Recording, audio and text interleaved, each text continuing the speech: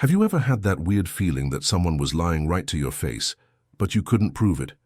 You know when you realize something doesn't add up in the conversation, but the person swears up and down that they're telling the truth? If you've ever been through this, stop everything you're doing because this video could completely change the way you see the people around you. What I'm going to show you now are 7 physical signs that reveal when someone is lying to you, and if you recognize at least 4 of them in the same conversation, you can be absolutely sure you're being deceived. These signs are so powerful that even experienced liars can't control them because they are automatic reactions of the human body. And the first sign, which is also the most obvious but that everyone ignores, is a sudden change in breathing. You know that person who was talking to you normally and then suddenly, when you asked a specific question, they started breathing differently. Well, that's not a coincidence, and I'll explain exactly why. When a person is about to lie, their nervous system goes on high alert. It's as if their body knows it's about to do something wrong and prepares for a dangerous situation. And the first thing that happens is their breathing speeds up or becomes more shallow. You've probably noticed this in everyday situations. Imagine you ask your partner where they were last night, and suddenly their breathing gets faster, or they let out a sigh before answering. Or that person at work who, when questioned about a project, starts breathing through their mouth instead of their nose. What happens in the body is this. When we're about to lie, the heart automatically speeds up because the brain interprets the lie as a threat. To compensate for this racing heart, the breathing needs to keep pace. That's why experienced liars learn to control their breathing, but most people don't know this. So pay attention. If someone was talking calmly with you and then suddenly, when you touch on a specific subject, their breathing changes completely, that's a huge red flag that something isn't right. But hold on, because the second sign is going to make you even sharper at spotting lies. Second sign, repetitive and nervous hand movements. Have you noticed that person who, when they're explaining something, can't stop fidgeting with their hands? They run their hand through their hair several times in a row, keep playing with a pen, drumming their fingers on the table, or rubbing their hands together? If you're the type of person who notices details, you've probably seen that this happens a lot when someone is nervous. And lying makes anyone nervous even if they don't show it on their face. What happens is that when we're about to lie, our body produces extra energy that needs to be released somehow. Since we can't just run away or scream, this nervous energy comes out through repetitive movements, especially with the hands. Have you heard them saying one thing while simultaneously drumming their fingers on the table non-stop? Be careful. That's already a strong indication of excessive nervousness, and I'll tell you why. The hands are one of the hardest parts of the body to control when we're lying. It's different from the face, which many people learn to mask.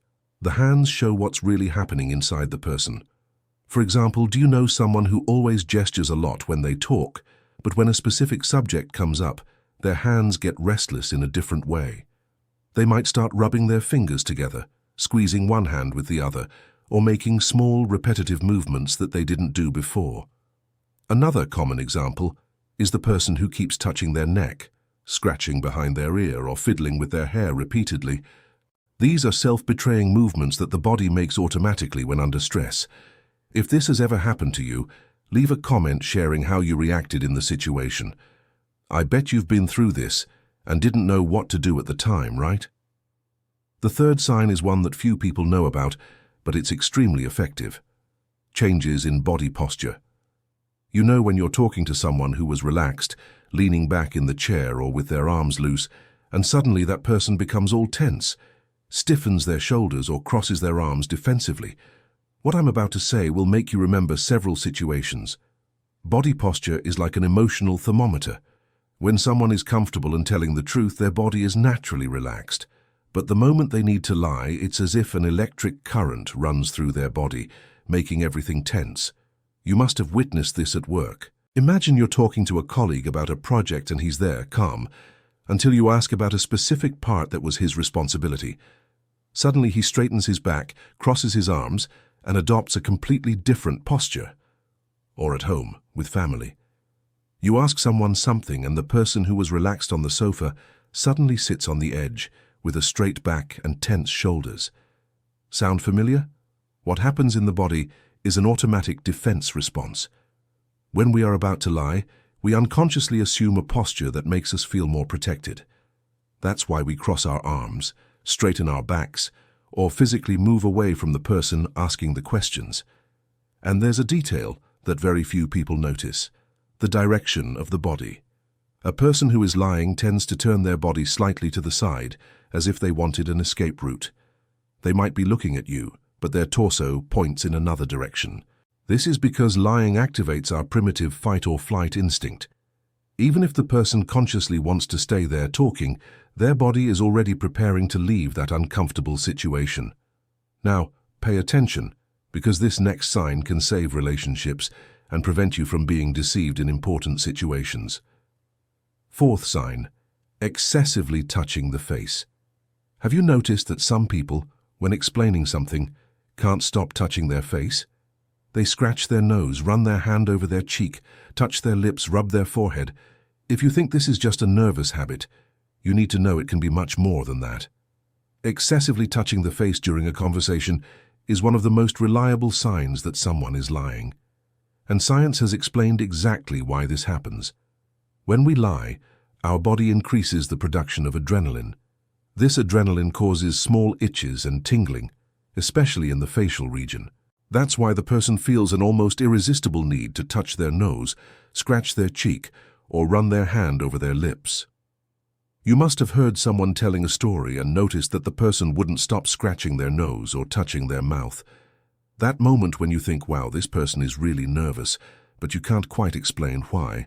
There is a specific movement that is almost a guarantee of a lie, covering the mouth with the hand while speaking. It's as if the person's subconscious is physically trying to prevent the lie from coming out of their mouth. They might do this subtly, just touching a finger to their lips, or more obviously, covering their entire mouth. Another revealing movement is repeatedly scratching the nose. I'm not talking about a normal itch that everyone gets now and then. I'm talking about that person who, during a specific conversation, won't stop touching their nose. It's as if their nose is bothering them only during that part of the conversation. And there's also the person who keeps rubbing their forehead or temples as if they have a headache. This can be a sign that they are making a big mental effort to keep the story's version consistent. If you're thinking, wow, that's so me when I get nervous, hold on. The difference between normal nervousness and a lie is in the context. A genuinely nervous person will touch their face throughout the entire conversation. A liar, however, only makes these movements when they touch the specific points where they are lying.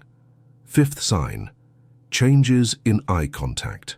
Everyone has heard that liars don't look you in the eye, right? But that's only half the truth. The reality about liars' eye contact is much more complex and interesting than you imagine. You know that person who normally looks you in the eye when talking, but in a specific situation starts avoiding your gaze or looking anywhere but at you. That's a classic sign. But the opposite also exists. People who normally don't make much eye contact, but when they are lying, they stare at you in an intense and artificial way. If you are one of those people who pays attention to the eyes when talking, you've probably noticed these changes. It's as if the person switches personalities when lying. What happens is that eye contact is directly linked to confidence. When we tell the truth, eye contact flows naturally. But when we lie, our brain is divided between two tasks: telling the false story and monitoring if the person is believing it. That's why some liars avoid eye contact. They are too focused on constructing the lie in their head. Others do the opposite. They stare at you in a forced way because someone told them that people who lie don't look you in the eye. But there is a pattern that is almost universal: the sudden change in the eye contact pattern. If someone who always looks you in the eye suddenly stops doing it, or if someone who is normally shy suddenly starts staring at you in a strange way, pay attention. You've probably been in that situation where you're talking to someone and feel that the person's gaze is different. It's not just a lack of eye contact. It's as if their eyes are calculating, measuring your reaction, seeing if you're buying the story. And there's a detail that very few people notice: the direction of the gaze when the person is thinking. Right-handed people who are remembering something true tend to look up and to the left. But when they are making up a story, they look up and to the right. It's the brain accessing the creativity area instead of the memory. Of course, this isn't an absolute rule because every person is different, but when you combine this sign with the others I've already shown, the chance of being correct increases a lot. If this has already happened to you, leave a comment about how you handled the situation and if you managed to discover the truth. And if you think these signs have already been revealing, just wait for the next one, which will teach you how to identify even the most well-elaborated lies. Sixth sign: inconsistencies in body language. Have you ever talked to someone who was saying one thing, but their body was saying something completely different? You know when a person says, "Of course I agree with you," but shakes their head from side to side as if they were denying it. This disconnect between words and body language is one of the most powerful signs for identifying lies. And the best part is that the person can't consciously control it. That strange feeling you get when talking to someone, but can't explain exactly what's wrong, is often because your subconscious is picking up on these inconsistencies. What happens is this: when we tell the truth, our brain sends the same signals to the mouth and to the rest of the body. Everything aligns naturally, but when we lie, the brain gets overloaded trying to control the false story and ends up forgetting to control the body movements. For example, you ask someone if they did a task and they answer, "Yes, of course I did," but at the same time they make a denying movement with their head or with their hands. Their body is telling the truth while their mouth lies. Or then the person says, "I was very happy at that moment," but their facial expression shows sadness or discomfort. Or they say, "I wasn't nervous," but their hands are shaking. You must have witnessed this in relationships. The person says, "It's fine, I'm not upset," but crosses their arms, turns their body to the side, and speaks in a completely different tone of voice. Their whole body is screaming the opposite of what they are saying. Another common example is at work. The boss asks if you finished a report and you say, "Yes, I finished," but unconsciously make a gesture as if you were measuring something with your fingers, indicating that it's more or less ready.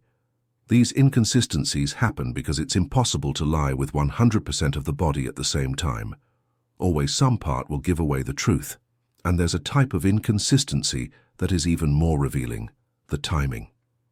The person says one thing now, but the facial expression that matches that speech only appears a few seconds later. It's as if the brain was delayed in sending the signal to the face. People who tell the truth have a perfect synchronization between words, tone of voice, facial expressions, and body movements. Liars, however, always have some element out of sync. What I'm going to say now will make you remember someone specific from your life. There are people who are very good at controlling their face and voice when they lie, but completely forget about their feet and legs. The feet get restless, tap on the floor, or the person keeps nervously shaking their leg. If you are starting to remember specific situations where this happened, you are already developing your ability to detect lies. And now the seventh and final sign, which is the most subtle but also the most accurate of all. Seventh sign: changes in tone and rhythm of the voice. Have you ever noticed how a person's voice changes completely when they are nervous or uncomfortable? That's right. The voice is one of the most powerful tools for detecting lies, but it's also one of the most ignored. You know when someone is telling a story and suddenly their voice gets higher or lower, or the pace of speech speeds up or slows down drastically. Everyone pretends not to notice, but our ear picks up these changes automatically. The voice is controlled by muscles that get tense when we are under stress. And lying is one of the most stressful situations that exist, even for experienced liars. You must have heard someone speaking normally, and then suddenly, when they touch on a specific subject, their voice gets strange. It can get thinner, deeper, faster, slower, or with a different tone. That moment when you think, "Wow," their voice changed completely, but the person keeps talking as if nothing happened. This is not a coincidence. What happens in the body is that when we are about to lie, the muscles in the throat get tense. The vocal cords contract differently, changing the natural tone of the voice. Furthermore, the altered breathing I mentioned in the first sign also directly affects the way the voice comes out. For example, do you know someone who normally speaks slowly and deliberately, but when they need to explain where they were last night, suddenly starts talking very fast? Or the opposite, someone who normally talks fast, but in a specific situation starts talking very slowly, as if they were thinking carefully about each word. Both are warning signs. Accelerated speech may indicate that the person wants to quickly get out of that uncomfortable situation. On the other hand, very slow speech can mean that she is constructing the lie as she speaks. And there are also changes in volume. The person who was speaking in a normal tone and suddenly lowers their voice a lot, or then starts speaking louder than necessary. It's as if they didn't know which tone to use to sound convincing. Have you ever talked to someone who was explaining something and their voice became shaky or started to fail? Sound familiar? This happens because lying requires so much mental effort that even the coordination of speech is impaired. Another very revealing vocal sign is the strange pauses.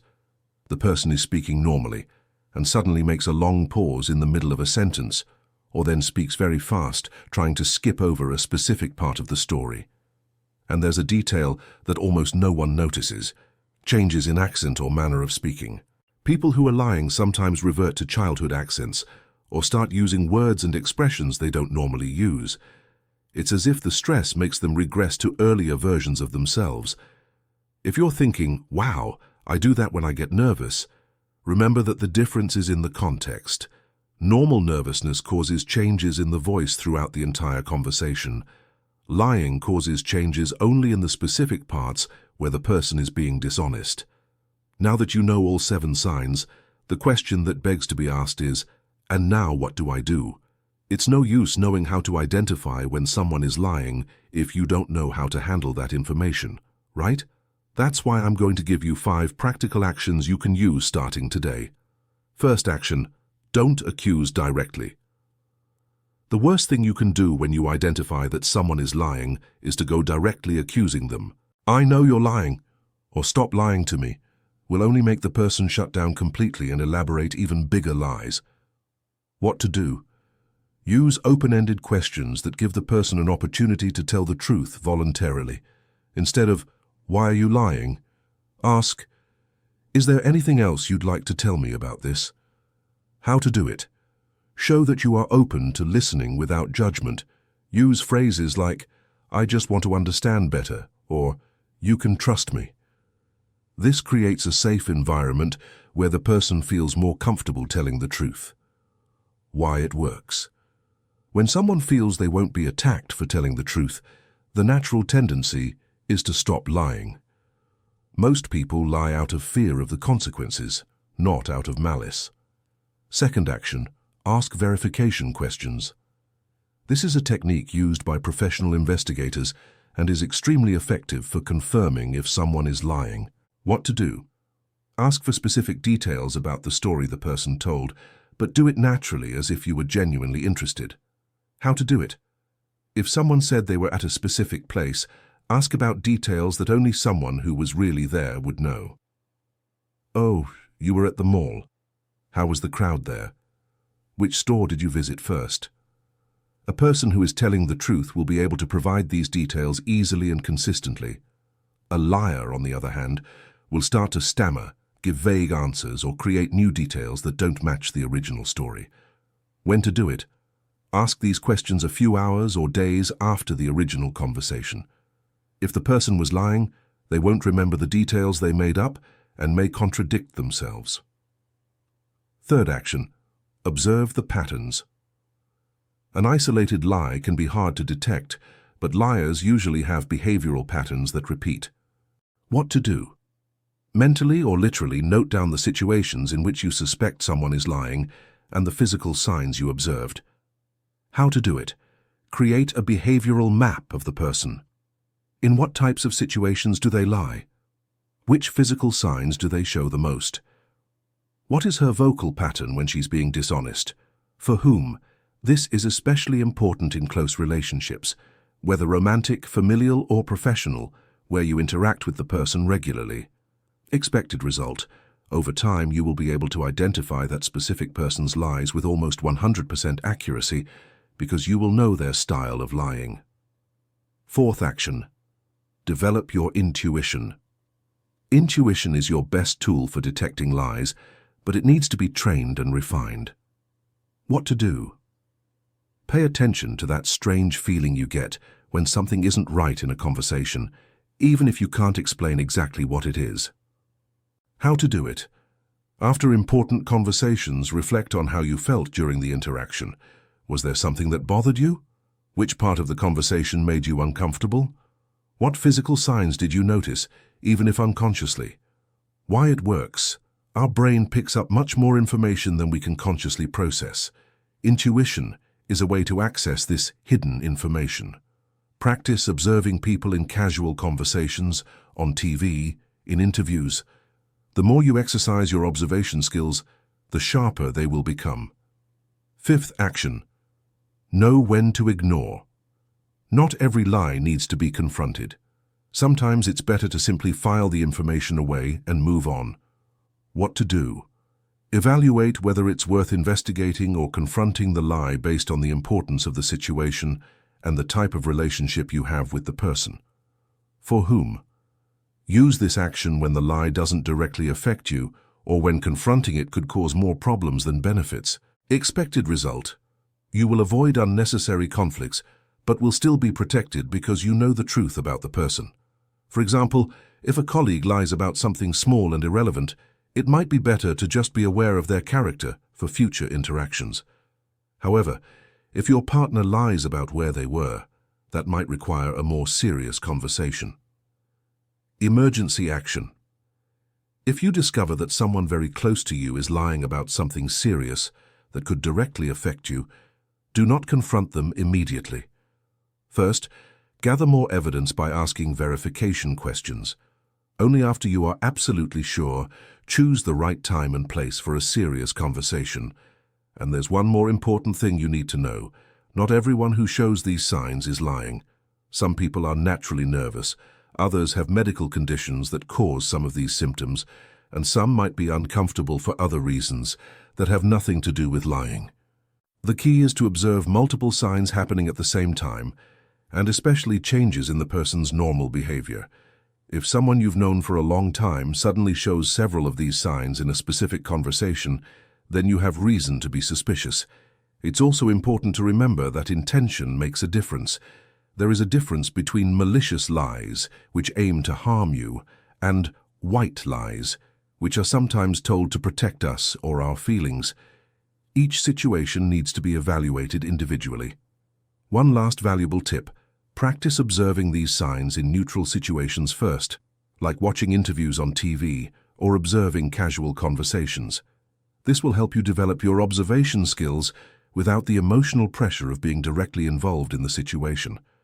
Also remember that you yourself might show some of these signs when you're nervous, even when telling the truth.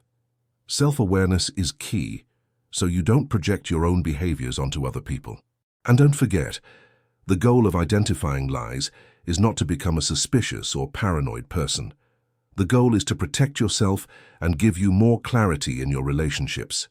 Use this knowledge wisely and, whenever possible, give people the opportunity to correct their lies voluntarily before moving to direct confrontations. Now I'm going to tell you some practical examples of how to apply all of this in your daily life, because one thing is knowing the theory, another is knowing how to use it in practice. Practical example. 1. At work. Imagine you're in a meeting and your boss asks if you finished an important report. You know you haven't finished it completely, but you're tempted to lie to avoid embarrassment in front of the team. If you pay attention to your own physical signals at that moment, you'll probably notice some of the ones I mentioned: change in breathing, an urge to touch your face, change in tone of voice. This is normal and human. But now imagine it's a colleague who is in that situation. You know his normal behavior well, and suddenly you notice he's showing several signs at the same time: rapid breathing, fidgeting with his hands nervously, avoiding eye contact, voice a little higher than normal. Instead of thinking, he's lying, you can use this as information to better understand the situation. Maybe he needs help with the project, or maybe he's going through some personal difficulty that's interfering with work. Practical example 2. In relationships. You get home and ask your partner how his day was. Normally he's very communicative, but today he's giving short answers and showing some physical signs that are different from normal. Instead of immediately suspecting he's hiding something, you can use gentle verification questions. You seem a bit stressed today. Did something happen? Or, do you want to talk about what's worrying you? Often, the person isn't exactly lying, but is omitting something because they don't know how to talk about the subject. Giving them an opening to express themselves can resolve the situation much more harmoniously than going straight to accusations. Practical example. 3. With children. Children and teenagers lie for various reasons: fear of punishment, a desire to please, shame, or simply because they haven't fully developed a sense of responsibility yet. If your son is telling a story and you notice several of the physical signs I mentioned, instead of saying you're lying, you can create a safe environment for him to tell the truth. Look, I just want to understand what really happened. You won't get in trouble for telling me the truth. This teaches the child that honesty is valued and creates a trusting relationship that will last a lifetime. Practical example. 4. In sales and negotiations. If you're buying something expensive, like a car or a house, and the salesperson shows several physical signs when talking about the price, the product's history, or the negotiation terms, this could be a sign for you to investigate further. Use verification questions. How many previous owners has this car had? When was the last maintenance? Is there any problem I should know about? If the answers are vague or inconsistent with the body language, it might be time to look for other options. Practical example. 5. With friends. Friendships are based on trust, so discovering that a friend is lying can be especially painful. But before jumping to conclusions, remember that sometimes people lie to protect us, or because they're going through difficulties they don't know how to share. If you suspect a friend isn't being completely honest about something, try to create opportunities for deeper conversations. Sometimes the person is waiting for an opening to tell the truth. Now, I'm going to teach you an advanced technique that professional investigators use, called the timeline technique. Timeline technique. When someone tells a false story, they usually can't keep all the details consistent, especially when questioned about the chronological order of events. It works like this. First, let the person tell the story their way. Then ask them to retell the same story, but in reverse chronological order, starting from the end and going back to the beginning. People who are telling the truth can do this easily because they are recalling real events. People who are lying have a lot of trouble because they need to remember the specific sequence of the story they invented. For example, if someone says they went to the movie theater last night, you can ask, "Tell me how it went," but starting from the drive back home and going all the way back to when you decided to go to the movie theater. A person who actually went to the movie theater will be able to retell it easily. I got back home at 11 p.m., the movie ended at 10:30 p.m., it started at 8:30 p.m., I got there at 8 p.m., and so on. A person who is making up the story will start to stutter, contradict themselves, or give details that don't match the original version. But use this technique carefully and only in situations where it's really important to discover the truth. It's not something to use in casual conversations. Another powerful technique is to observe what happens when you abruptly change the subject. If someone was showing signs of stress while talking about a specific topic and suddenly you switch to a neutral subject, the physical signs should decrease immediately. If the person remains nervous even after the subject changes, it might be that they are nervous for other reasons that have nothing to do with lying. But if they relax immediately when the subject changes, it confirms that the stress was related to the previous topic. It's also important to understand that there are different types of liars, and each type has its own characteristics. The impulsive liar usually shows all the physical signs I mentioned in a very obvious way. They didn't plan the lie, so the body reacts intensely.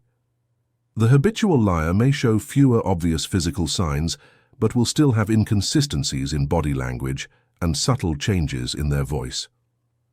The pathological liar is the most difficult to detect because they actually believe their own lies. In this case, the physical signs may be minimal, and you will need to focus more on the logical inconsistencies in the story. And there are also people who lie by omission, not telling important information, but technically not saying anything false. They may show some signs, especially changes in posture and eye contact, but in a more subtle way. One last important point. Developing the ability to detect lies is a powerful tool, but it's also a great responsibility. Use this knowledge to protect yourself and the people you love, but always with the goal of building more honest and healthy relationships. And remember, the goal is not to become a human lie detector who lives suspicious of everyone. The goal is to have more clarity in your relationships and to know when it's worth investigating more deeply. End. Now you have no more excuses. You know the 7 physical signs that reveal when someone is lying, and you know exactly how to use this information intelligently. From today on, your relationships can be much more transparent, and you can protect yourself much better from dishonest people. And if this video gave you the tools you needed to identify lies, leave a like, subscribe to the channel, and turn on the bell notification, because we have many other valuable tips about body language and human behavior. In the comments, tell me, which one of these 7 signs had you already noticed in someone, but didn't know it was an indication of a lie? And if you've ever been in a situation where you identified these signs and discovered the truth, share how it went.